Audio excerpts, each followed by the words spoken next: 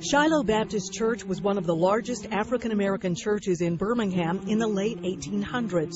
The impressive brick structure stood where the UAB Medical Center now stands. On September 19, 1902, some 2,000 delegates of the National Baptist Convention gathered at the church. This picture was taken just 6 hours before a tragedy that would change their lives. The featured speaker that evening was the renowned educator Booker T. Washington. It's estimated as many as 4,000 people packed into the church to hear him, into a sanctuary that was meant to hold only 3,000. This is that sanctuary. You can imagine what it must have been like, packed with people up in the balconies. And this is the pulpit where Booker T. Washington spoke. As he finished, there was great applause. And up here at the altar, two men started scuffling over a chair. A lady up in the choir loft fussed at them and hushed them. She said, "Be quiet." And someone else, they think, might have seen the scuffling and shouted, "Fight."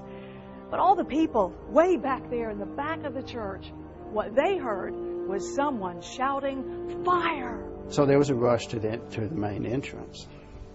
And people were jumping from the balconies, people were running. Jim Baggett is head of archives at the Birmingham Public Library. He explains how the tragedy unfolded. In the doorway, people were being knocked down.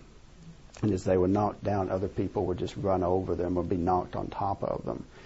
And the panic lasted about 10 minutes. And at the end of that, the bodies were 8 and 10 feet deep. The fire department was the first on the scene and helped pull survivors and bodies from the mangled nightmare. The dead were laid on the churchyard for identification.